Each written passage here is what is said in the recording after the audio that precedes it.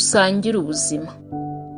Mu myaka yashize umuntu twakoranaga yigeze kumbwira ngo agahinda gashira akandi kari mu ibagara. Nubwo iyi mvugo yaba atari ukuri ku bantu bose, ariko icyo namenye ni uko ibitubabaza biri mu bigize ubuzima bwacu. Igihe ibintu bibi bikubayeho wababazwa nabyo, ukabikorera ikiriyo, ariko ntibikubuze gukomeza urugendo rw'ubuzima. Iyo umwaka utangiye akenshi tuba dufite ibyiringiro ko umwaka uzagenda neza ndetse uzaruta n'uwawubanjirije, tugashyira imbaraga mu kwifurizanya ishya n'ihirwe, kandi ni koko n'umuntu ku giti cye aba yumva yifuza ibyiza azawubonamo ndetse akanitegura ko nawusoza azishimira ko wagenze neza. Ibitubabaza ntibiteguza. Ubuzima burimo kubura abacu, kubura ibyacu, guhomba, kubura amahirwe twatekerezaga, gutsindwa, gusuzugurwa, kwamburwa, kubeshyerwa ndetse no kutabasha kugera ku ntego zacu. Ibi byose bibabaza umutima ndetse bikadutwara imbaraga. Abahanga bavuga ko indwara nyinshi ku kigero cya 80% ziba zitewe n'ibintu byinshi biba byaraduhagaritse umutima, bigatera intekerezo zacu guhungabana.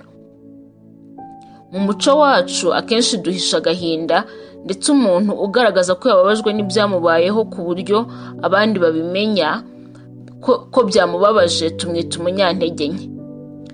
Nubwo ijambo ikiriyo rikoreshwa cyane iyo twabuze umuntu, ariko rimwe na rimwe hari igihe ubona abagufasha, kuko kubura umuntu aba ari ibintu byagaragarira abantu bose. Ntibivuze rero ko ariho honyine dukwiriye gukora ikiriyo. Ikiriyo nagifata nk'urugendo rwo kubabazwa ndetse no kubasha kwakira ibyatubayeho.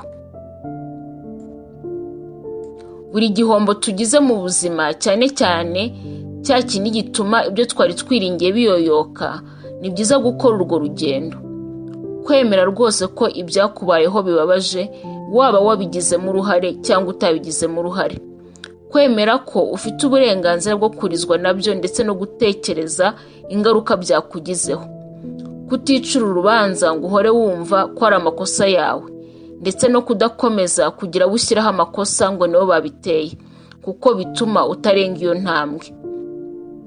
Iyo umaze kubyakira wiga kubaho udafite ibyo wahombye, ibyo utagezeho, cyangwa kubaho waba udafite umuntu wabuze. Mu kwiga kubaho utabifite, ubasha kubona ko ubuzima bwawe bukomeza kandi ko hari ibindi byiza biburimo. Hari indi mpamvu itumye uriho.